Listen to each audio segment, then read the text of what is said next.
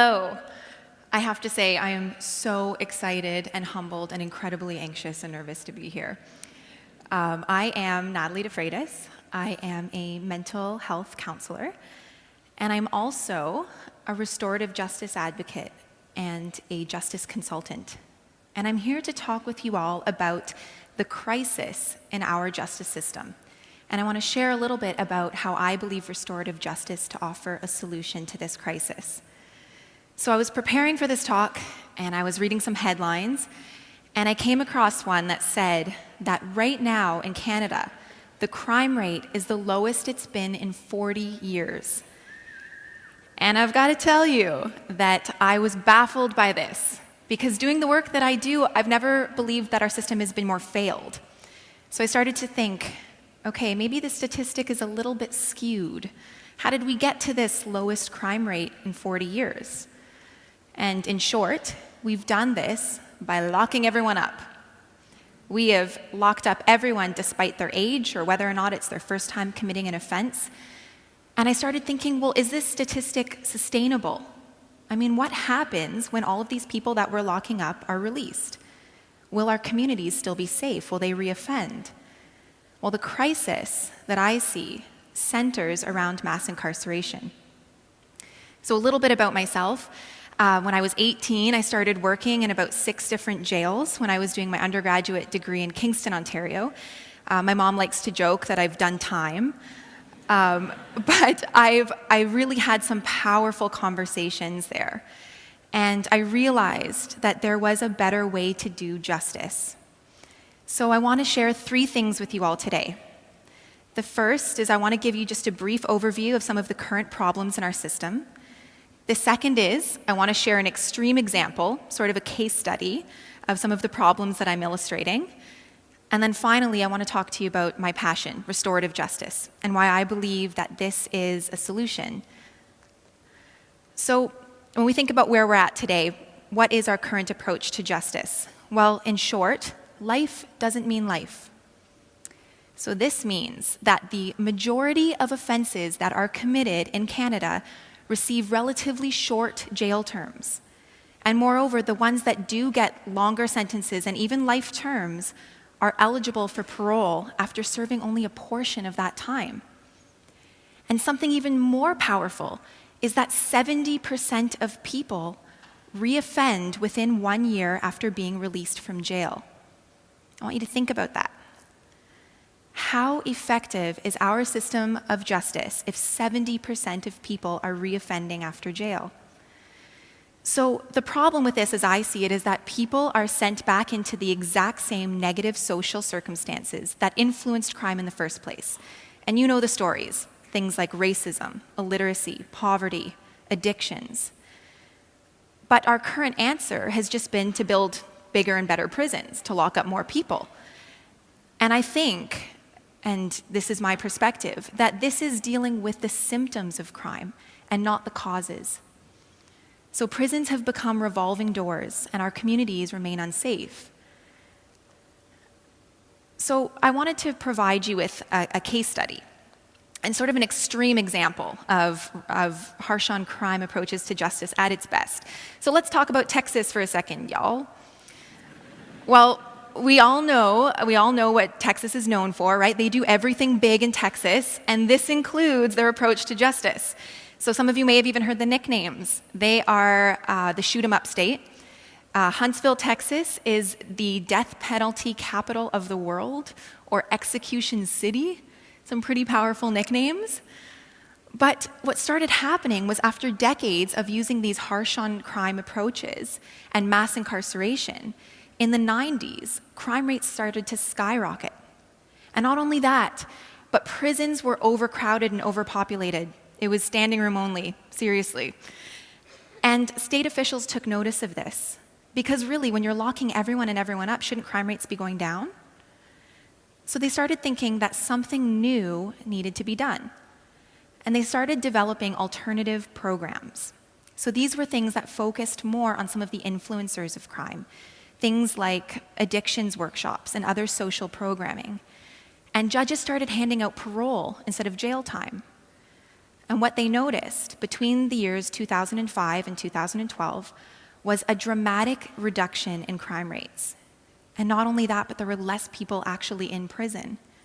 And even better than that, it cost about a tenth of what it cost to imprison one inmate to run these alternative programs. So I share this example with you because Texas has actually been instrumental in using themselves as an example. We've been there, we've done that, it doesn't work. And they have been calling out governments all over the world to re-examine the ways that they're doing justice, including our own government. And I share this with you just to show an example that there are alternatives to the way justice is being done in North America. But I'm here to talk to you about restorative justice, and this is something I'm very passionate about, but I have to admit, it's a very difficult concept to define. It's experiential. So I thought, well, some of my favorite TED Talks share stories, and so I'm going to share a story with you all about one of my experiences working with a former offender in restorative justice. And I hope that you'll have a little bit of a feel for what this process is. And so the story centers around someone that I'll call John. And when John was 18 years old, he was arrested for dealing drugs. And this is around the time that I met him. And something really, really cool happened. When he was at trial, he was met with a judge that saw an opportunity. And that judge was an advocate for restorative justice processes. And he gave John a choice. He said he could either go through a restorative justice program, and if he was successful, he could potentially have his charges dropped, his record cleared, or he could go through a traditional court trial process, which was his right, but if he was found guilty, there was a potential for facing jail time. So John obviously chose restorative justice, not fully well knowing what he was getting himself into. But this process was multifaceted for him. As part of it, he had to meet in a group, a circle, and he met with stakeholders in this circle process over the course of a couple of months every week. And these people included community members, teachers, police officers, his family members, people that were impacted by his actions. And he had to sit there and he had to talk about why he did what he did. He had to take accountability for what he had done. And this might seem simple, but it's really complex. And so he was resistant at first. He found it difficult, he thought it was all silly, he didn't really get the point. But as the weeks went on, he started developing a rapport with the people in the group. And he started opening up. So he shared a little bit of his story. He spoke about what it was like for him to grow up in an inner city neighborhood where there was zero access to positive social role models. He was witnessing crime and violence every day as if they were commonplace. And at a young age, he witnessed his best friend shot and killed in front of him. He spoke about his difficulties in the education system. He talked about how he was basically functionally illiterate and how this caused him so much shame that he dropped out of school. He spoke about racism and poverty. He spoke about growing up in a single-parent family. He talked about his mom being so ill that she couldn't financially provide for the family and left him to be the sole financial provider at a very young age. And he spoke about this with anger and frustration. But he also talked about love. And he talked about his desire to protect his family and his desire to be part of a community in which he felt no place. And so something really significant came out of this. As he shared, those deep wounds that had influenced John to make the decisions that he had made began to be sutured up. And the reason this happened was because he was able to share in an environment that was supportive without guilting or shaming him. Now, he said that one of the most important things he took from this was that for the first time in his life, he had a voice. So he was able to share his story. People cared, they listened. And not only did he have to share his voice, but he had to listen to others' voices too. So he directly saw the impact of what he had done and how it affected others around him. Now, I want you to think about how different this is from our traditional form of justice. In a court, the people who are actually impacted by the crime, their voices are silenced. and professionals, people that are educated, that often come from very different class structures, they do the talking for them. And so there's no opportunity for this healing to happen. Now, John also had to be part of a sentencing circle.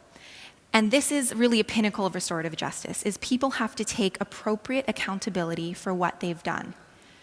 And so as part of this, the group decided that what would be in John's best interest and the community's best interest was to have John develop a comprehensive plan for how he was going to avoid criminal behavior in the future.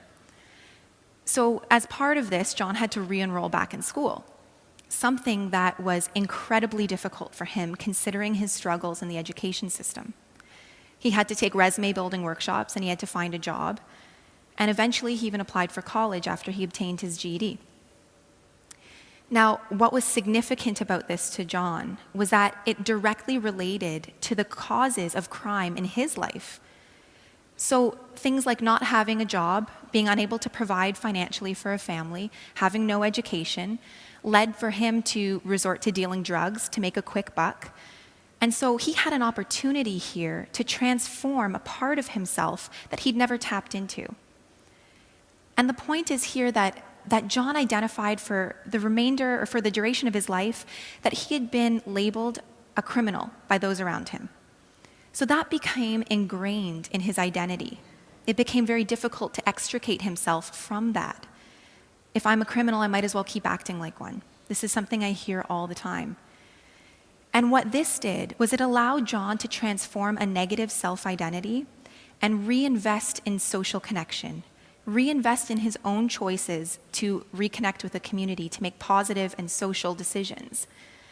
And he wouldn't have had this opportunity had it not been for this process. So, where is John today? Well, John is crime-free, he's a college student, and he's got a bright future ahead of him. But I can't help but wonder where the justice is in this case. What would have happened if he had chosen to go to jail? Would John have reoffended? Would he have changed? And I think the problem here actually lies with us, with all of us here. Because we as a society equate justice with punishment. So when something awful happens in a community, you often hear about a cry out for justice. And what we think this means is revenge, stigma, and jail. But what we know is that our current system of punishment is not working. Remember back to that 70% reoffense rate. So how can punishment alone be real justice? There's no incentive for an offender to want to change only by sitting locked up in a cell. There's no way for them to see the impact of their actions by being locked up in a cell. So the focus of restorative justice centers around reconnection. Now, oftentimes people ask how I can work with those that have done some pretty horrible things. And a mentor explained this to me in the best way, and she said, Natalie, imagine that the worst thing you've ever done was on display for the world to see.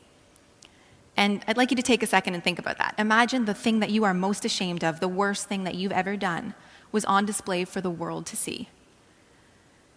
Now, restorative justice centers on a really important principle, that people are worth more than the worst thing that they've ever done. And you know, this really resonated for me because as a counselor, oftentimes I hear about people's darkest or most vulnerable or shameful states. And I think that it's these moments that connect us as humans. So I wanted to talk about the bottom line as well. It costs in Canada about $115,000 a year to put one person in jail. And a restorative justice program costs about $10,000. If 70% of people reoffend after jail time alone, 15% of people reoffend after restorative justice. So restorative justice is evidence-based. It's being used internationally and within Canada with great success. It's being used preventatively in schools, something really cool. It's also been used in First Nations communities for centuries and centuries. And I have to say, because I've got a lot of lawyer and judge friends, and they'd probably kick me if I didn't say this, that it is not mutually exclusive with our current system. So like in John's case, it can actually be used by courts, lawyers, judges that support it and that will offer better outcomes for their clients. So I wanted to leave you with a few final thoughts. So I have a prediction that if we continue with tough on crime approaches, and if we continue with mass incarceration, we will see a dramatic increase in our crime rates over the long term. And we will see unsafe communities for our future generations. I also believe that tough on crime actually does the opposite. It promotes crime.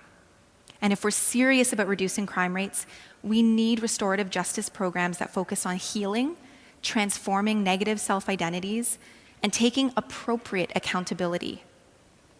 And I want to leave you with the final thought that justice is not something that happens to you. Justice is something that we build. Thank you very much.